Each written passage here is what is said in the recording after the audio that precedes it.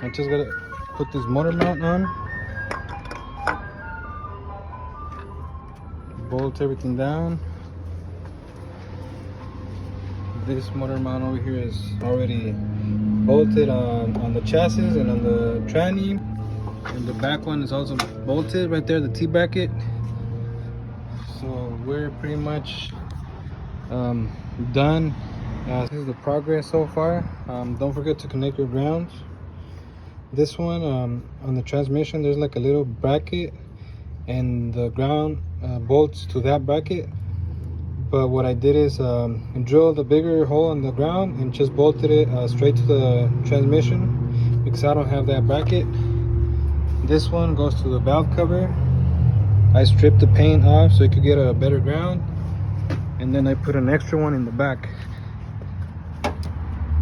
right here, going to there.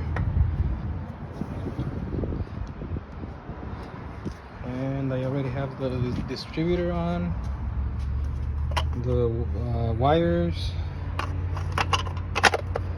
I'm currently working on the injectors, the plugs, because this is a OBD1 car, and the injectors that I had are OBD2. So I'm putting the OBD2 pigtails on the OBD1 harness, and I'm putting them like this with heat shrink in this tube to make it look cleaner. So we are also doing the conversion to the alternator plug, because my alternator is OBD2 and the harness is OBD1. So we have to solder an OBD2 alternator plug into the OBD1 wire harness, and it's all done.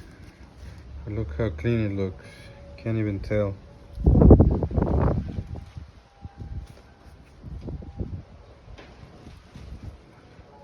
Beautiful. And we're about to connect the wire harness. Normally it's easier when you put the wire harness on the engine first, and then put the engine in the car, and then all you gotta do is connect the wire harness to the connections on the car right here, and on the other side over there. But I didn't have this wire harness, so that's why I put the motor in first, and now I'm gonna wrap the wire harness around the motor and then connect it to the car. And I also connected the fuel line to the aftermarket fuel rail. I got the wires right here for the B-Tech, because this is this shell is an LS, and this harness doesn't come with the B-Tech wired into it, so you have to make your own, or wire in your own wires to make the B-Tech work. And already got the power steering pump.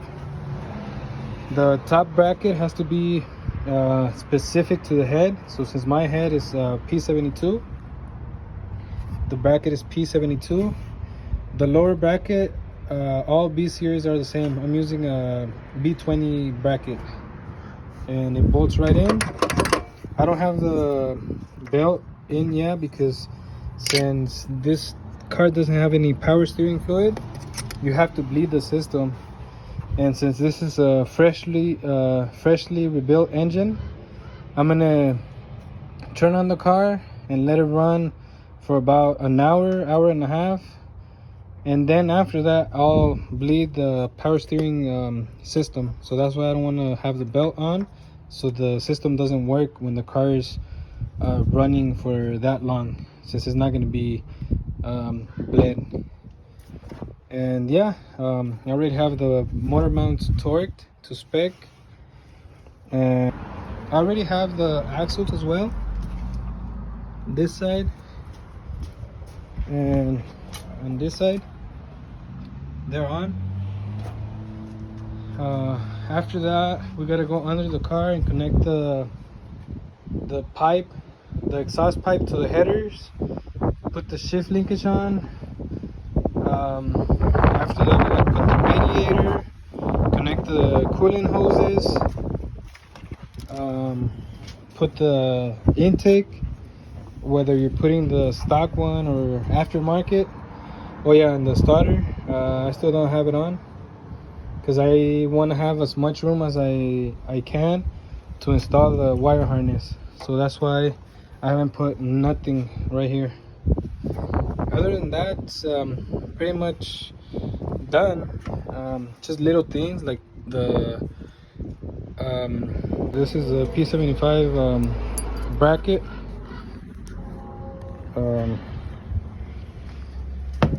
This is the piece that I cut, and since I cut it, I'm gonna put this over right here and drill 2 new holes, and then this should work.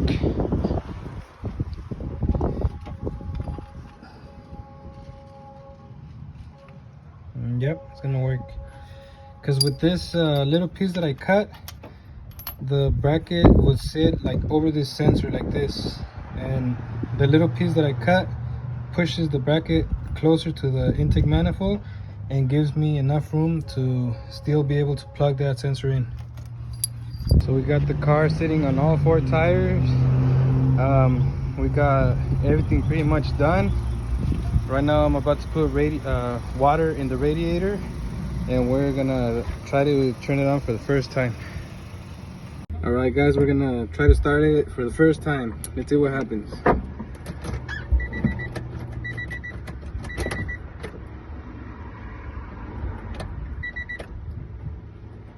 I'm nervous. Hell yeah, brother!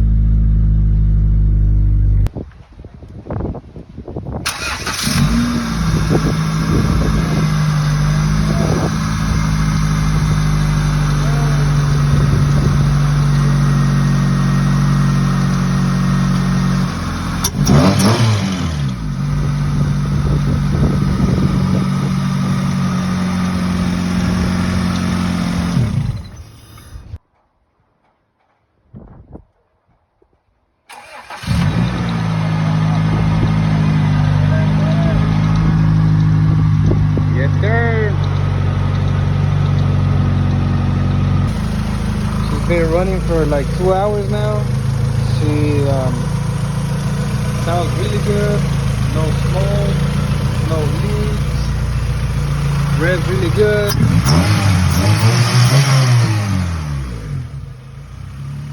Doesn't overheat.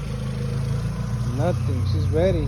We basically just have to put the front seats back on, assemble all this, figure out the RPMs because they don't move.